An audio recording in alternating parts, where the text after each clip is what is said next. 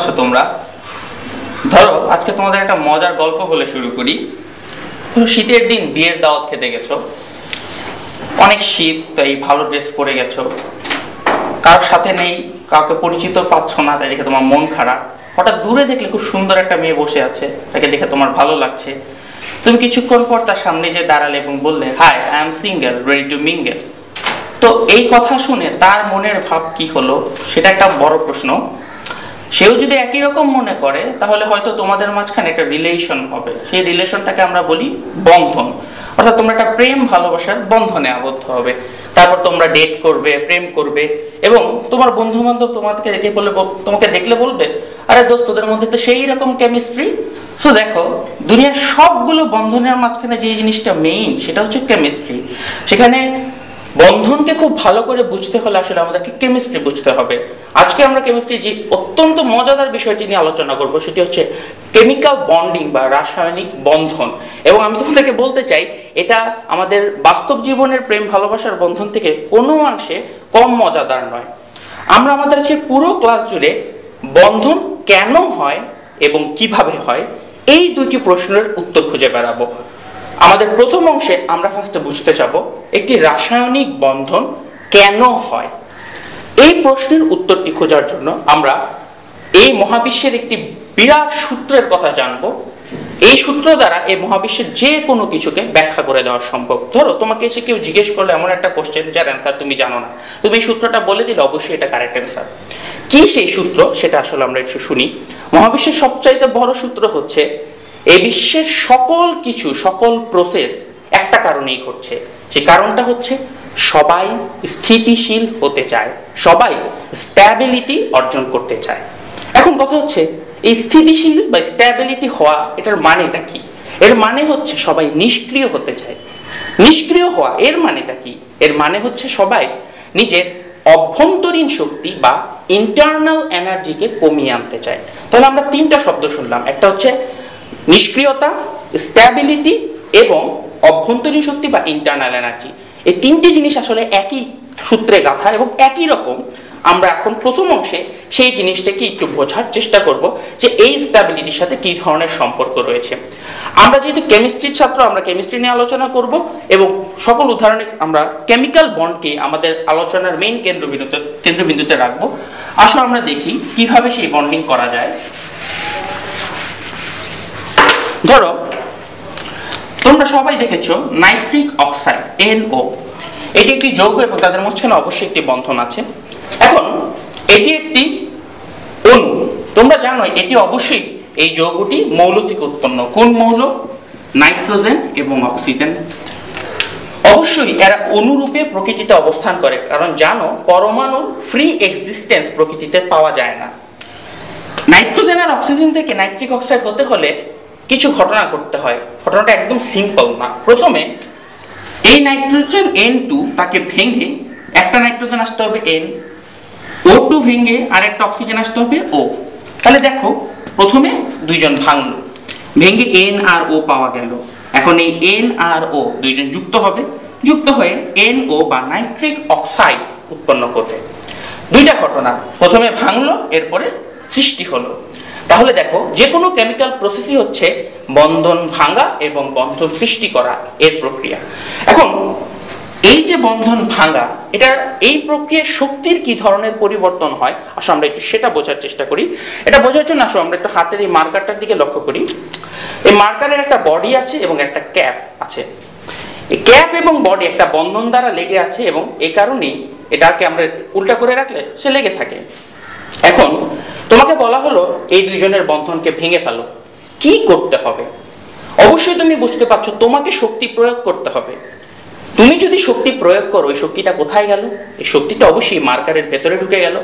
তাহলে তুমি শক্তি প্রয়োগ করবে এবং মার্কার শক্তি শোষণ করবে। দেখো, আমি এখানে বল প্রয়োগ করছি এবং এটা খুলে গেল, বাস এই অবস্থায় সে শক্তি শোষণ করলো। তাহলে দেখো, বন্ধন ভাঙতে শক্তির শোষণ ঘটে। তাহলে লক্ষ্য করো, এই যে দুইটা বন্ধন ভাঙলো, এখানে শক্তির শোষণ ঘটেছে বা অ্যাবজর্পশন ঘটেছে। আমি সংক্ষেপে এই শোষণকে A দ্বারা লিখবো ভবিষ্যতে। শোষণ, অ্যাবজর্বেন্স, এটাকে আমরা A দ্বারা প্রকাশ করছি। এখন দেখো, বন্ধন ভাঙতে শক্তি শোষিত হয়েছে। এখন এই বন্ধনটাকে যখন আবার সৃষ্টি করব, উল্টা প্রসেসটা ঘটবে। তার মানে তোমরা বুঝতে পারছো, বন্ধন সৃষ্টি হলে শক্তি নির্গত হবে। এটা একটা প্রমাণ। দেখো সবাই চুপ করে একটু শোনো, আমি যখন ক্যাপটাকে জোড়া লাগাচ্ছি কি হয় দেখো, টুস করে একটা আওয়াজ শুনতে পেয়েছো, এবং শব্দ একটা শক্তি, অর্থাৎ বন্ধন সৃষ্টির ফলে যে শক্তিটা বের হয়ে গেল সেটা আমাদের কিছুটা তাপ, কিছুটা শব্দ শক্তি রূপে বের হয়ে গেছে।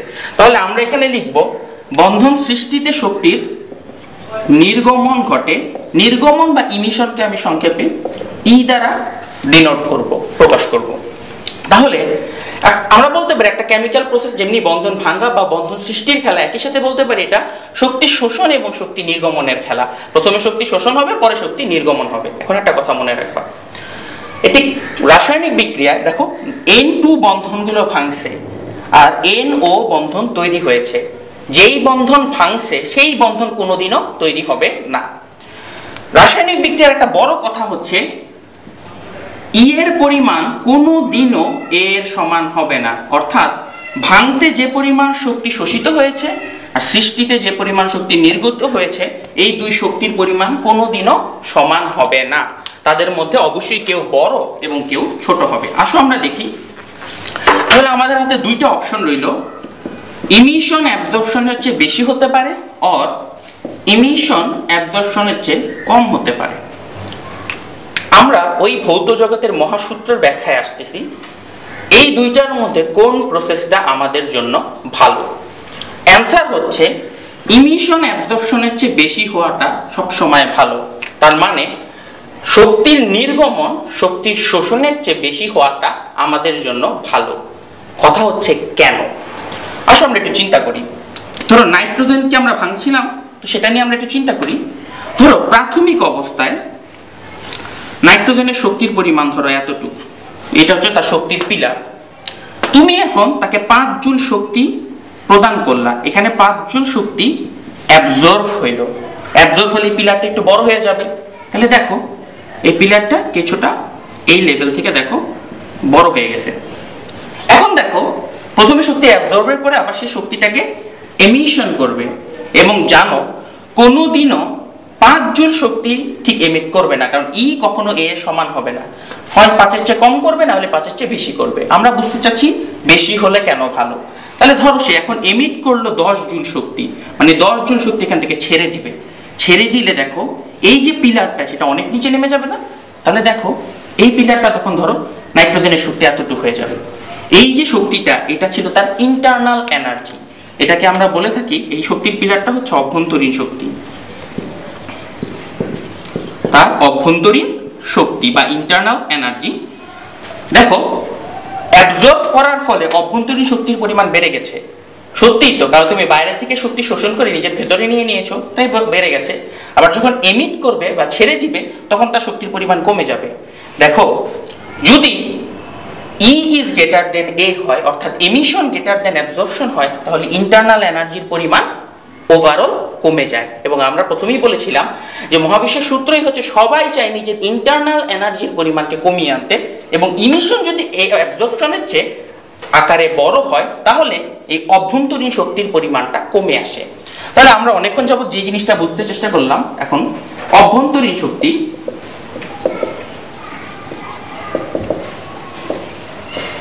অভ্যন্তরীণ শক্তি কমে আসবে, এই জিনিসটা আমাদের জন্য এখন কেন এত গুরুত্বপূর্ণ হলো, বা অভ্যন্তরীণ শক্তি কমে আসলে কেন কেউ স্ট্যাবল হবে, কেন কেউ নিষ্ক্রিয় হবে। বাস্তব জীবনের উদাহরণ আসলে আমরা লক্ষ্য করি।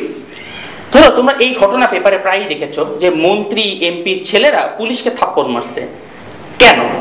কারণ একটাই, তার অনেক পাওয়ার, তার অনেক শক্তি আছে। তার যখন অনেক শক্তি থাকবে সে খুবই অস্থির হবে, কারণ তার ভেতরে গতিশক্তি অনেক বেশি হবে, সে খুব দৌড়াদৌড়ি করবে, ছটফট করবে। তুমি এবং আমি, আমরা যারা আম জনতা, ম্যাঙ্গো পিপল আছি, আমরা কোনোদিনও এই কাজটা করার সাহস পাবো না, কারণ আমাদের অভ্যন্তরীণ শক্তির পরিমাণ কম। তাই যাদের অভ্যন্তরীণ শক্তির পরিমাণ কম, তোমরা দেখছো সমাজে তারা নিষ্ক্রিয়, এবং নিষ্ক্রিয় হওয়াটা ভালো, কারণ নিষ্ক্রিয় হলে তুমি আরেকজনকে গিয়ে নষ্ট করতে চাবা না এবং নিজেও নষ্ট হবা না, অর্থাৎ তুমি স্ট্যাবল থাকবা। তাহলে দেখো অভ্যন্তরীণ শক্তি কমে যাওয়া এর মানে আসলে স্ট্যাবল হওয়া, এবং স্ট্যাবল হওয়ার মানে হচ্ছে নিষ্ক্রিয় হওয়া। স্টেবল হওয়ার আরেক নামই হচ্ছে নিষ্ক্রিয় হওয়া।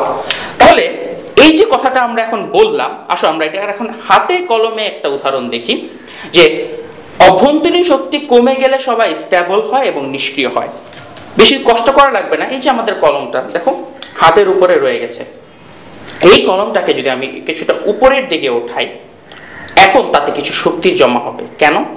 কারণ দেখো এখান থেকে কিছু উচ্চতায় যাওয়ার কারণে তার মাঝখানে কিছুটা অভিকর্ষ বিভব শক্তি বা গ্র্যাভিটেশনাল পটেনশিয়াল এনার্জি জমা হবে, যার পরিমাণ তোমরা জানো mgh তা দ্বারা নির্ণয় করা যায়। এখন দেখো এই অবস্থায় রেখে দিলে তার কোনো সমস্যা হয় না, তো উপরে যখন উঠিয়েছি তার শক্তির পরিমাণ বেড়ে গেছে, তার অভ্যন্তরীণ শক্তি অনেক বেশি। সুতরাং এখন যদি আমি ছেড়ে দিই, দেখো এটা নিচে পড়ে গেছে, কারণ উপরে উঠানে তার অভ্যন্তরীণ শক্তি বেড়ে গেছে, বেড়ে যাওয়াতে তার স্ট্যাবিলিটি নষ্ট হয়েছে। তাই তাকে ছেড়ে দেওয়ার সাথে সাথে সে আবার সেই স্ট্যাবিলিটির জায়গাতে ফেরত আসতে চাচ্ছে। তাহলে দেখো এই প্রসেসটাই তোমাকে বুঝিয়ে দেবে যে সবকিছু নিচে আসতে চাচ্ছে, কারণ সবকিছু অভ্যন্তরীণ শক্তিকে কমাতে চাচ্ছে, অর্থাৎ সবকিছু স্ট্যাবল হতে চাচ্ছে। এবং স্ট্যাবল হওয়ার আরেক নামই হচ্ছে নিষ্ক্রিয় হওয়া। তাহলে আসো পুরো আলোচনাটাকে যদি সংক্ষেপে আমরা বলতে চাই, তার মানে দাঁড়ায় এরকম যে আমাদের অভ্যন্তরীণ শক্তির পরিমাণ যত কম হবে সেটা আমাদের জন্য ভালো। অভ্যন্তরীণ শক্তির পরিমাণ রাসায়নিক বিক্রিয়াতে যদি কমতে হয়, তাহলে সবসময় E is greater than A হতে হবে, কারণ ইমিশন গ্রেটার দেন অ্যাবজর্পশন হলে অভ্যন্তরীণ শক্তির পরিমাণ কমে যাবে। এবং দেখো আমাদের রিয়েল লাইফে আমরা যা জানি, দেখো সবসময় আমাদেরকে ভালো করে বাবা মারা বলে যে কারো কাছ থেকে কিছু নিবা না, কারো কাছ থেকে কোনো কিছু এক্সপেক্ট করবে না, সবসময় নিঃস্বার্থভাবে মানুষকে দিয়ে যাও। কেমিস্ট্রি তোমাকে সেই কথাই বলছে, এমিশন বাড়াও, ই বাড়াও, এ কে কমাও, অর্থাৎ তুমি কম মানুষের কাছ থেকে অ্যাবজর্ভ করো, নিজে বেশি বেশি মানুষকে দাও, এবং তাহলে এই মহাবিশ্বের স্ট্যাবিলিটি বাড়বে, তোমারও স্ট্যাবিলিটি বাড়বে এবং তুমি স্বতঃস্ফূর্তভাবে কাজ করতে পারবে। তাহলে আবারও বলি নেই, মহাবিশ্বের সেই বিশাল সূত্র, সব কেমিক্যাল প্রসেসই হচ্ছে স্ট্যাবিলিটি অর্জন করার জন্য, অভ্যন্তরীণ শক্তি কমার জন্য তথা নিষ্ক্রিয় হওয়ার জন্য।